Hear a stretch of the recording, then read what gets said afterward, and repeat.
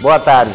Estamos novamente aqui com o programa Pátria Tricolor, um programa feito por gremistas com a visão do torcedor.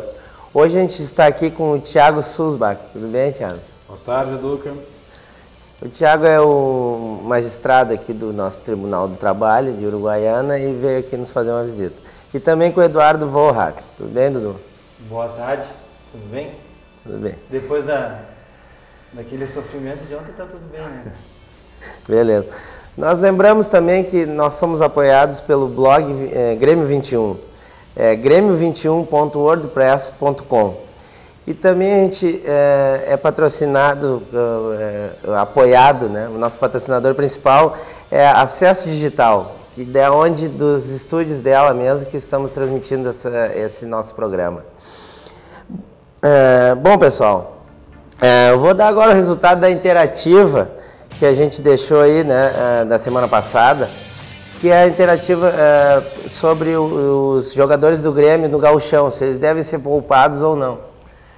A gente vê aí o resultado, 62,5% acham que o Grêmio deve poupar os jogadores e 37,5% não. E a gente, para essa semana, vamos lançar uma nova interativa, que é, após o jogo de ontem, você acha que a má atuação do Grêmio no Peru se deve ao quê? Né? Se foi erros do treinador ou falta de opções no grupo. Para votar, você pode entrar no nosso site, que é o www.patriatricolor.net. Lembrando que mudou agora, né? Não é mais patriatricolor.com.br, é patriatricolor.net. Então é isso, né, pessoal? Depois daquele jogo lá no Peru, naquele estádio lá, não muito bem, um estádio extremamente acanhado, digamos assim, vamos conversar, né, sobre o jogo que aconteceu ontem. E aí, Thiago, o que tu achou do jogo de ontem? Olha, sobre o estádio, eu acho que o melhor do jogo foi o bonito lugar que aconteceu o jogo, foi o que de melhor aconteceu ontem. O Grêmio, eu acredito que teve um primeiro tempo muito preocupante, ele todas as nossas deficiências que vem acontecendo há algum tempo já apresentaram de novo. No mesmo momento, o Renato se viu forçado a mexer no time ainda no primeiro tempo, e mais uma vez, e a gente não sabe exatamente por que se deve isso, né? Existe aquele velho adágio de quem escala mal mexe bem, e a gente não sabe exatamente em qual ordem isso aconteceu. Achei que o menino Fernando entrou bem, foi sacado cedo já em função de opção tática do Renato. O Carlos Alberto melhorou em relação a ele próprio, mas ainda achei insuficiente para o que o Grêmio precisa e para o jogador que é, né? E tudo, Dudu, tu acha que essa é a posição real do Carlos Alberto? Acha que ele está crescendo? Sinceramente, a minha opinião é que a posição do Carlos Alberto no momento é no banco. Tá? Eu acho que ele tem que primeiro, se é para treinar, se o Renato quer colocar ele disse para ele que ele tem que mudar a posição dele, que não é ali que ele tem que jogar, que ele tem que voltar a aprender a jogar da maneira coletiva, que ele não estava jogando assim no Vasco. O Vasco estava muito dependente dele. Vamos aproveitar e vamos olhando o jogo aqui também e comentando em cima. Então eu acho que o Carlos Alberto tem que treinar mais, tem que ver a parte mais coletiva. Ele pega a bola, arranca e perde a bola. Arranca e perde a bola. Eu acho que ele tem que ir pro banco e ele tem que botar o escudeiro. Eu achei interessante o seguinte, ó, quando esse rapaz que faz o gol aí, ó, primeiro que ele não é um homem muito alto, né, digamos assim. E quando ele tira a camisa, a gente vê uma protuberância abdominal ali, né. O que eu achei é que esse time do Peru é um time amador praticamente. Tu vê que os caras não têm nem o tônus muscular dos caras. Eu me impressionei, eu nem notei quando o jogo aqui em Porto Alegre que esse time era tão fraco. Olha, me chamou a atenção também o seguinte, além do time ser fraco, ele é muito bagunçado, esse time do Peru. Ele de fato, não parecia ser um time que ia causar qualquer problema ao Grêmio. E o Grêmio se complicou nesse jogo de uma maneira que vem acontecendo nos últimos jogos também. Tomou um gol de cabeça num lance isolado e acabou de alguma forma tendo que correr atrás de um resultado que antes estava plenamente controlado o jogo. O que fica mais triste ainda é que houve alguns momentos o Grêmio tinha força para virar um jogo desse. E a gente tem visto um declínio no time do Grêmio, enquanto equipe, que ele está começando a perder essa força.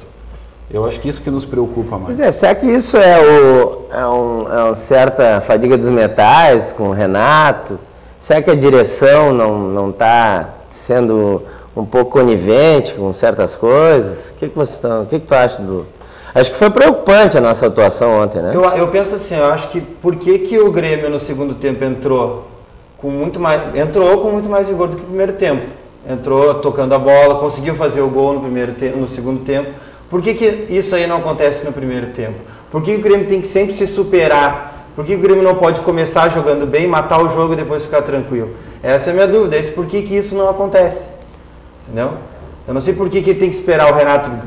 Não sei o que o Renato faz lá no banco, no intervalo, que ele puxa a orelha dos caras e os caras voltam jogando. Por que não começa assim, entendeu? Por que ele tem que esperar acontecer? Será que isso não é o resultado dessa máxima que o Thiago falou, né? Quem mexe bem é porque escalou mal? Talvez, né? Eu acho que ontem... Só para deixar claro, desculpa interromper, mas eu sou fã do Renato enquanto treinador, não só como jogador, e apoio que ele permaneça no Grêmio.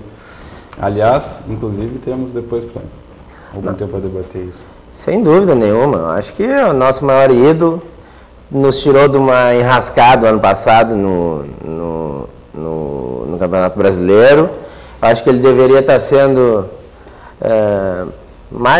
inclusive, mais protegido pela direção, porque ele anda muito exposto.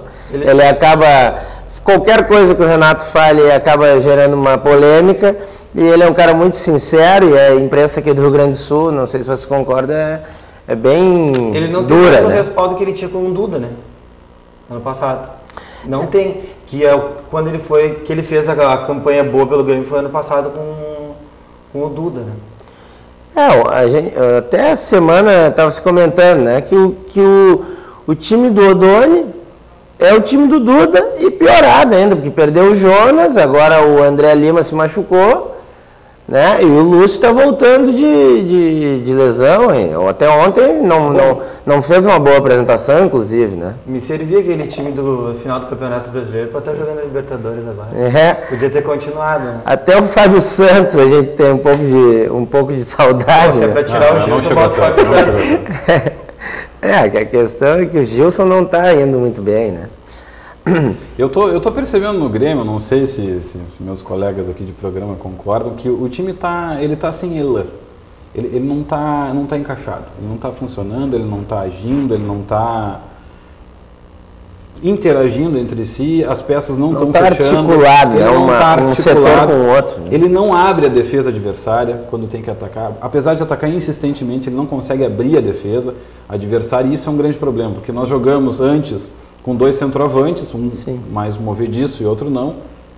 E ontem jogamos com um atacante que jogou como meia, um meia que jogou como atacante, e a gente não sabe porque recuava muito, avançava e ficou nessa dependência.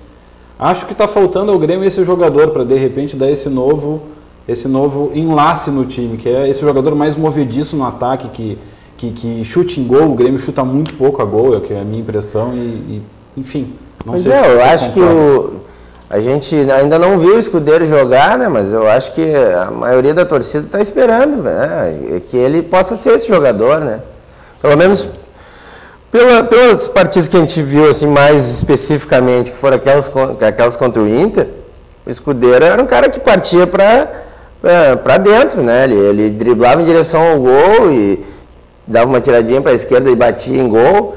Eu acho que vai acabar... o Renato vai ter que dar pelo menos essa chance. Nos momentos que eu vi o Scudery jogando, eu acho que ele fez muito para quem entra em 10, 15 minutos cada jogo. Eu fico imaginando por que ele não joga o jogo inteiro, entendeu? Por que o Renato testa alguns jogadores e o Scudery ele não testa? Por que ele aposta alguns jogadores e não? Por que o Carlos Alberto, ele coloca o Carlos Alberto vindo de lesão, machucado, dúvida, sacrificado, e o Scudery não faz esse teste?